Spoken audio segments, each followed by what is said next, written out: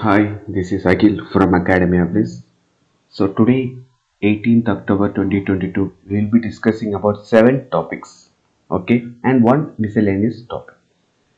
Um, these all topics are derived from Hindu newspaper, and you can download this PDF from this Telegram ID. So shall we move on to the topics? So the first topic is Kerala governor says he can sack errant ministers. So, according to statement, the CM and the Council of Ministers have every right to advise the governor, but the statements of individual minister that lower the dignity of the governor's office can invite action, including withdrawal of the pleasure. Okay, cabinet ministers lowering the dignity of the governor's office will invite action. He is warning the higher education minister of Kerala. So we will look what our constitution has said about this. Our constitution says in Article 164, Governor appoints CM and later CM recommends Governor for the appointment of ministers. So according to Article 164, Governor only appoints the ministers, but on the recommendation of the chief minister. Similarly, the removal can be also done only on one and only with the recommendation of the CM. The governor does not have any rights, according to our Constitution of India, governor does not have any rights to remove a minister without the recommendation of the chief minister. Okay. Anyhow, in the coming days, we will get a long and a detailed editorials about this topic. So we will be discussing this topic detailedly on the future days. Okay, so we will be seeing the next topic: new COVID subvariant. So on the recent 2 days, we got a alertness that we have got a new COVID subvariant, and the name of the COVID subvariant is XBB, a recombinant lineage between BJ.1 and BA2.75. And the cases have reported on Maharashtra, West Bengal, Odisha, and Tamil Nadu. XBB.1 is sublineage of XBB. Okay. So this variant was first reported in Singapore and in the parts of United States of America. Now also seen in the Bangladesh and Europe too. Singapore is now going to the surge in COVID cases. Okay, so uh, actually, according to the World Health Organization, there are three types of variants. Variants of concern. Variants of concern means it is creating a huge problems to the a whole population of the global world. It is known as the variance of the concern. Variance center monitoring means they are studying what types of implications does this variant can cause to the humans, and de-escalated variance means variants that have uh, gone down or variance that is not present at this time.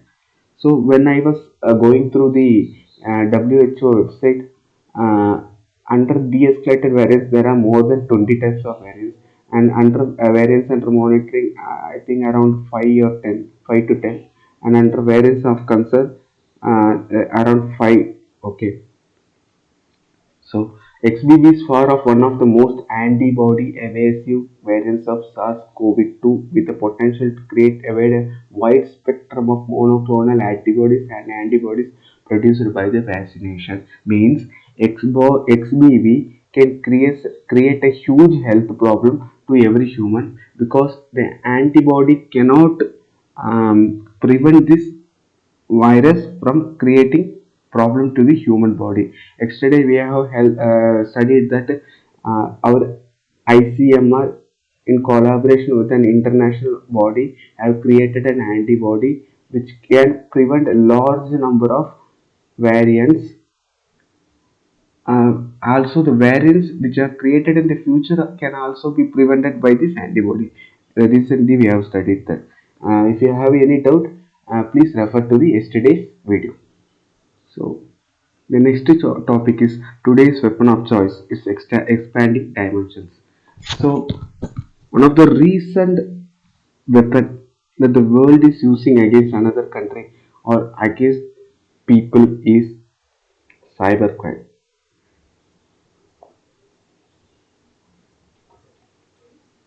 A cyber threat. Okay, so this is one of the new term that we are coming through. Gray zone operation. Gray zone operation. What is meant by gray zone operation?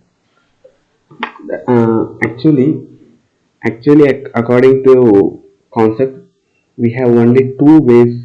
One is white way, and another is black way. That is either directly or directly means through peace talks, or this is example, okay, or war. Either through peace or war, we can solve a problem. And this is in color of white and this is in color of black. In between these two colors, there is one color which is known as gray. Usually, life is also in gray color because we think when we plan for a thing, we usually plan in a way similar to white color because we think everything will be easier and we will easily achieve it. But or in that solution also we'll be thinking about the most bad situations also, but what we get is what our output will be in gray color. Similarly, what gray zone operations is, gray zone operations which fall outside the traditional concepts of conflicts that become the new battleground, especially in regard to cyber warfare. Gray zone operations means actually in traditional concept, when a country opposes another country or when a group opposes another group, what they do is directly go and attack, means war. But gray zone operations are, instead of directly attacking, they are indirectly attacking. Gray zone in unconventional manners. That is the important term, in unconventional manners. So, what is meant by unconventional manners? So, we will be studying what is unconventional manners. Gray zone operations are already beginning to be employed to undermine the vitals of state functioning, a trend likely to grow. The convergence of emerging technologies along with new hybrid usages pose several threats to the nation and institutions. So, recently in news we have seen a Russian hacker attempting to hack the JEE website examination and create a huge mess. What will be the implication of hacking a JEE examination? A lot of deserving students will not get seat in the JEE, right? And what will be the aftermath of it? It will create a huge um, non-potential non-potential employees working in the hospitals, which will create a huge economic imbalance, right? This will be the result of hacking of JEE examination by a huge Russian hacker. This is one of the unconventional manner of attacking a state. So, a cyberspace expert, Lieutenant General Rajesh Pant, has explained about cybersecurity, a superset of interconnected information and communication technology, hardware, software processes, services, data, and systems. Now we will see what the government has made initiatives in curbing this cybersecurity. Government has made Cyber Surakshit Bharat initiative, Cyber Swachit Kendra, online cyber crime reporting portal, I4C, Indian Cyber Crime Coordination Center, National Critical Information Infrastructure Protection Center, Information Technology Act. So, what is meant by critical? Critical means uh, most important infrastructures for uh, which is used for balancing the country's vitality. For example, nuclear, atomic power plants, telecommunication department, telecommunication department, atomic power plants, space department. These are called as critical infrastructures, right? Information Technology Act 2000. So we will be moving on to next topic, recovery analysis that points out what India got wrong. A recent World Bank report titled Correcting Courses captures the impact of COVID-19 impact on global poverty. The number of people living in extreme poverty rose by 7 crore million in 2020 as the global poverty raised from 8.4% in 2019 to 9.3% in 2020. Due to COVID, the poverty rate has increased from 8.4% in 2019 to 9.3% in 2020. This is the first time in 2 decades that the poverty rate has gone up. The report focuses on the bringing up the people, bringing up the poverty. I mean, lowering of the poverty condition. So one of the main method of lowering the poverty condition is by using the fiscal policy as an instrument of government in dealing such crisis such as pandemic. Rich countries can use these fiscal policies to lower the poverty rate, but poor countries were unable to use this fiscal policy as effectively.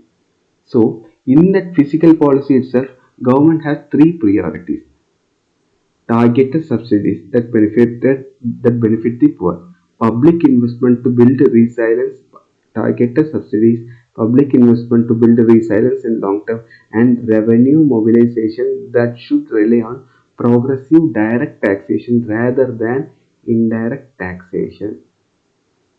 Right. The focus on fiscal policy has read this third topic importantly. This is referred to India. Here only India lacks, right? Target subsidies India have done very well. Public investment to build resilience in long term also India has done very well. But the third one is India have lacked in it. Okay. The focus on fiscal policy has a merit. A recent ODI paper, Fiscal Policy and Income Inequality, the role of taxes and social spending, aggregates evidence on social spending and taxes from the country across the world and comes to a similar conclusion regarding the importance of fiscal policy in post-pandemic recovery. How India fared? Okay, India's economy remains sluggish even in 2022. After 2020, the World Bank relies on the report called as Consumer Pyramids Household Survey by the Center for Monitoring Indian Economy in the absence of official poverty data since 2011. Since 2011, India has not released official poverty data. So, the World Bank has been relying on the report of CMIE, Center for Monitoring Indian Economy, which releases the report called as Consumer Pyramids Household Survey. Consumer pyramids means the consumption done by the people across the households, rich, poor, and medium peoples. Okay, Consumer Pyramids Household Survey by the Center of Monitoring Indian Economy. Through this, the World Bank is seeing the official poverty data of the India, since because India has not released any official poverty data since 2011. By their estimate, 5.6 crore people are likely to be slipped into poverty as India's GDP fell into 7.5% in FY 2022-2021. 5.6 crore people are likely to have slipped into poverty, according to the World Bank. Refusal to provide a physical stimulus to the consumption. Okay, now let me explain. Uh, During the COVID times, government has made many initiatives to recover the economy. One of the main thing what they did was they concentrated on the supply side rather than the demand side. Can you understand what I am saying? Government mainly concentrated on supply side means they concentrated on the industries, firms, the institutions. Only when they keep running, they say the country will recover from the economy. They gave loan to the companies to start running again, because these companies and institutions say that they have recorded a huge loss and it is difficult for them to again come to the same phase of the pre-COVID era. So the government started to support these institutions rather than supporting on the consumer side, right? Did you understand what I am saying? Okay. The government announced a fiscal stimulus worth 2 lakh crore or 1% of GDP. However, only a small fraction therein reflected incremental spending. Yes, only a small fraction therein reflected incremental spending. The minor increase to the MG Narega wage 20 per day was a long pending correction and quite inadequate to say the least. So government concentrated on the supply side rather than on the consumer side.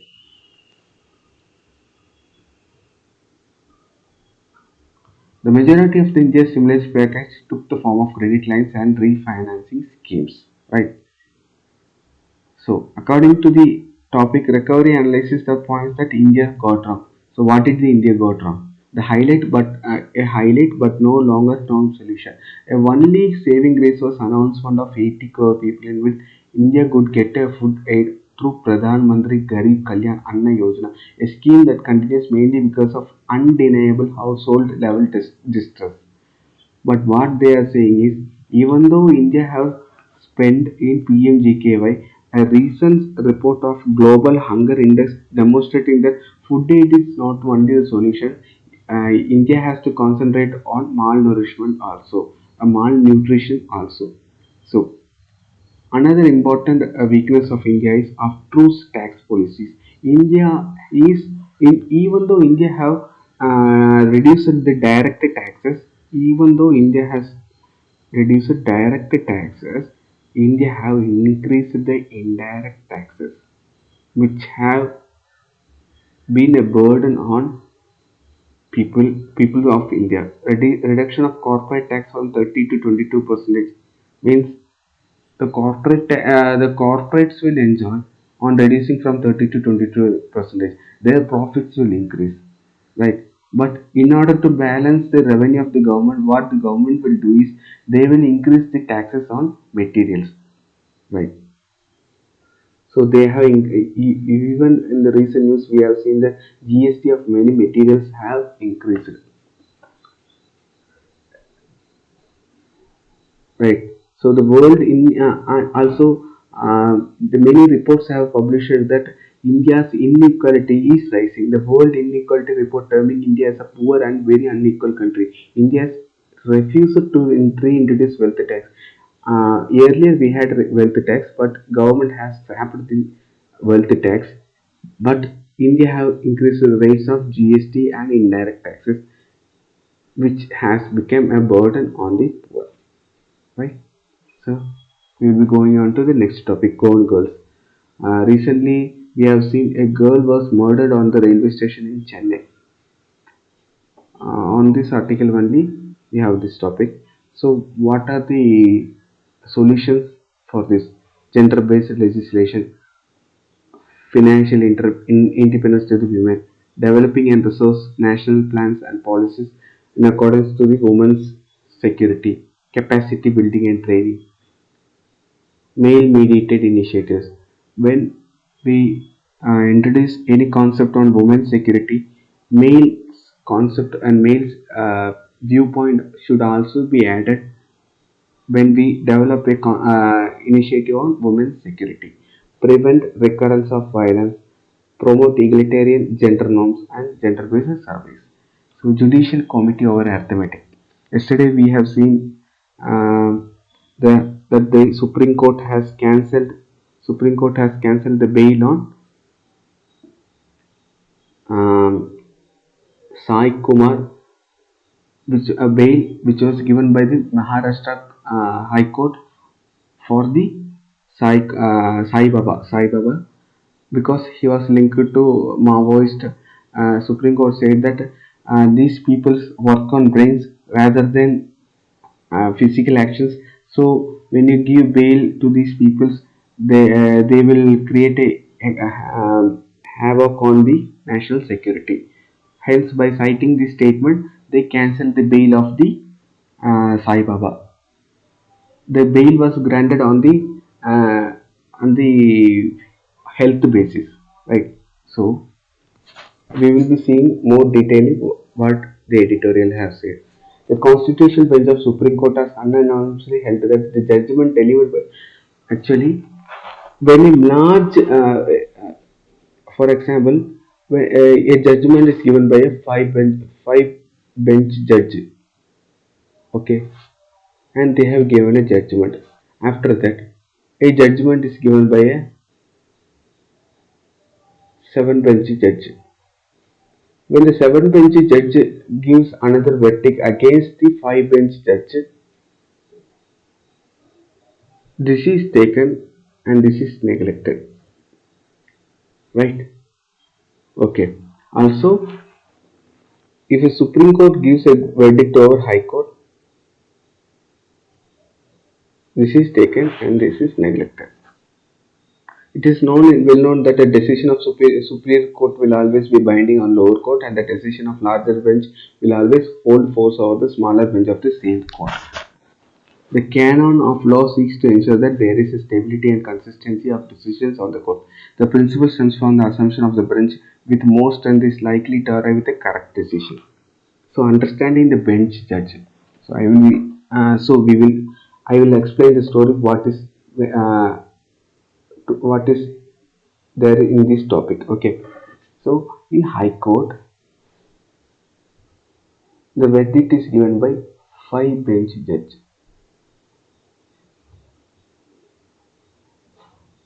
regarding the bail of that person.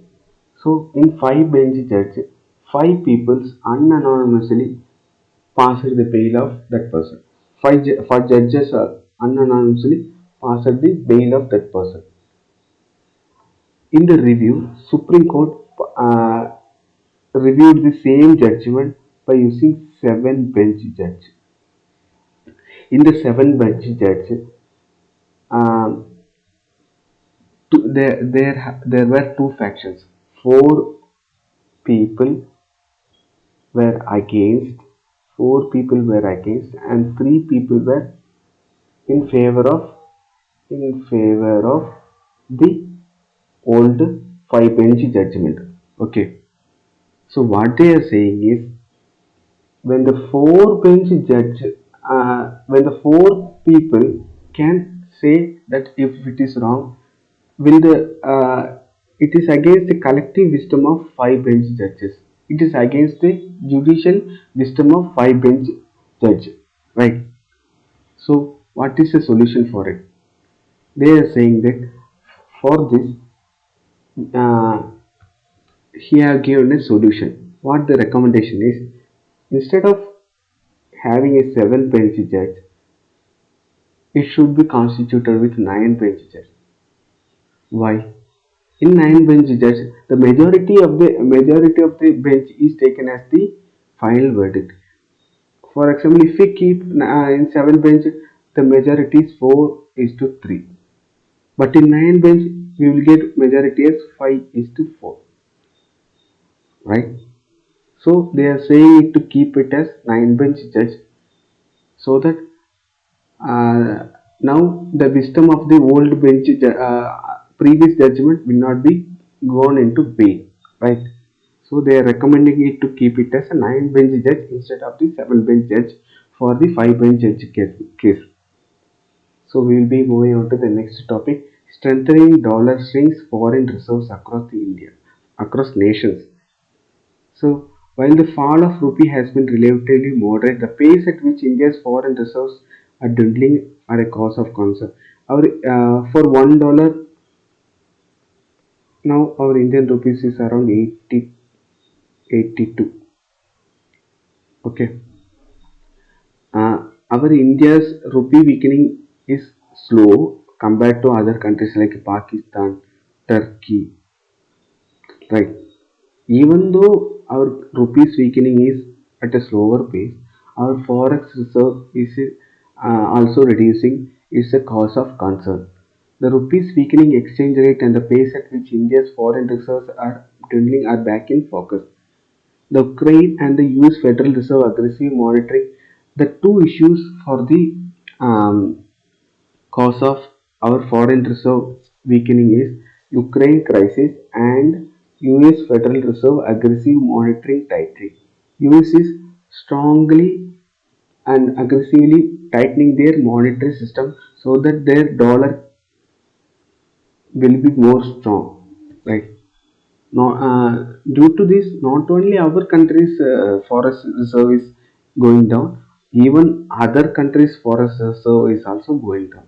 Reserves include foreign currency assets, gold, special drawing rights in the International Monetary Fund, and reserve tranquil position. These external assets controlled by the monetary authority are used to absorb shocks during the time of crisis, providing confidence to the market that external obligations can be met and build capacity for the intervention in foreign exchange markets. Forex reserves as a crucial indicator of country's economic health and import capacity. Right. As a Bloomberg record, dwindling forex reserve had led to shortage of dollars in many import-reliant countries. When the forex reserve comes down, it will create a huge havoc on import-based countries because they will be using this forex reserve for importing. Right. As a result, countries that are dependent on overseas food purchasing are finding it hard to pay for commodities such as rice and wheat. The FedEx steeps increase with the interest rate have made the dollar more attractive. When the dollar is going up, it will become more attractive subsequently because look, previously $1 is equal to 60 rupees, but now $1 is equal to 82 rupees. Subsequently, our Indians will invest in US dollars because they will get a huge profit, right?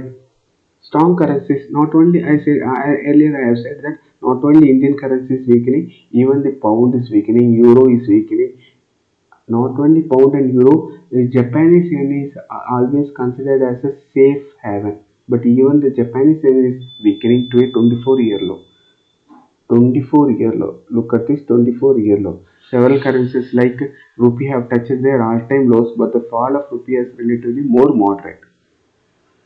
Okay, as a result, 100 billion.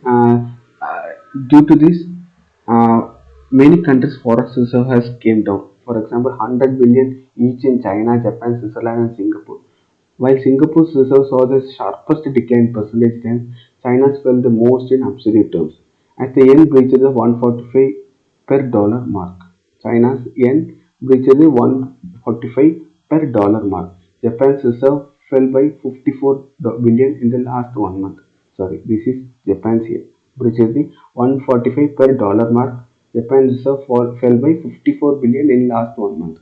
In last 9 months, India's reserve stockpile fell by 97 billion. This is significantly higher than the downback of reserves during 2008 global financial crisis.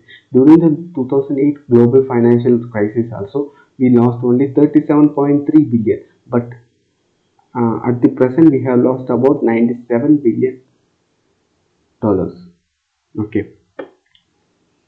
So while India has been the fifth highest reserves, while India has the fifth highest forex reserve, the fall in the forex reserve is creating a huge concern. India's reserves are by and the largest product of capital flows. India's reserves are due to capital flows like investments, borrowings, right? But not due to net income earned due to exports.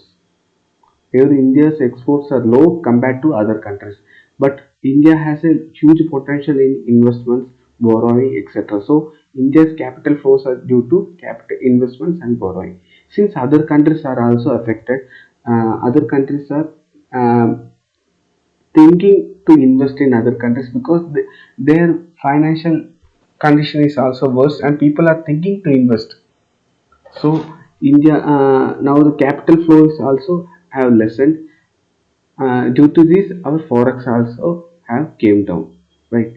Also, US people will also think to invest in India because they why should they have to invest in India when their country's um, uh, currency is strong, right?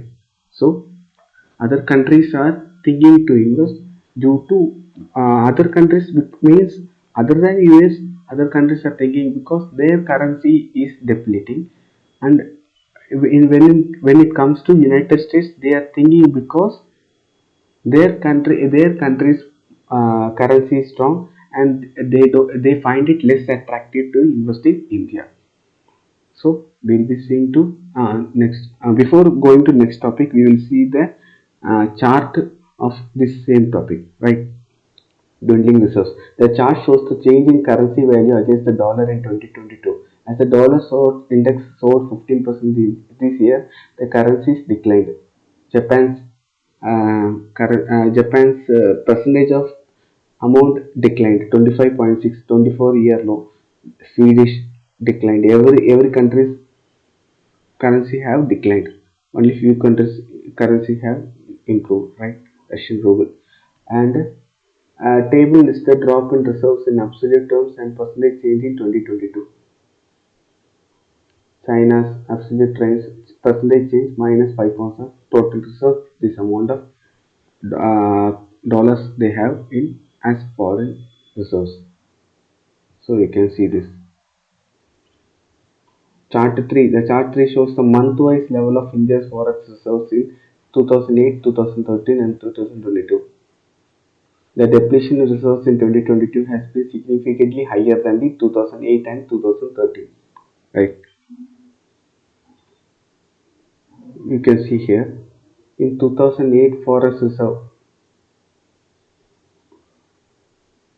it has been increasing and decreased to less extent only. In 2013, it has been decreasing, but after a certain point, after August month, it has been steadily increasing. But in 2022, you can see it has significantly reduced, right? It has been steeply reducing, right? So here the chart shows that India's foreign reserves due to two factors through balance of payments and through valuation loss and gain. Right. So now we will be so our 7 topics have been completed.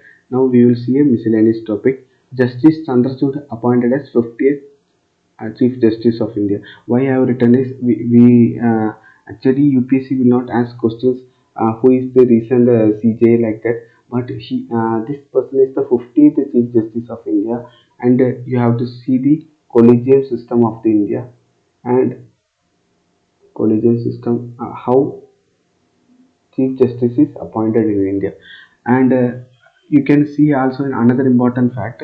Now the present Chief Justice of India is Justice U. Lalit. This present Chief Justice of India, will be Chief Justice of India for only 78 days. Only 78 days. Okay, why? Because you know that the Chief Justice have to retire at the age of 65 years of age. So and according to the seniority he got at the last time before 78 days. So at the present time Justice U. Lalit is the Chief Justice, and after that Justice Chandrachud will be the Chief Justice of India. So thank you guys.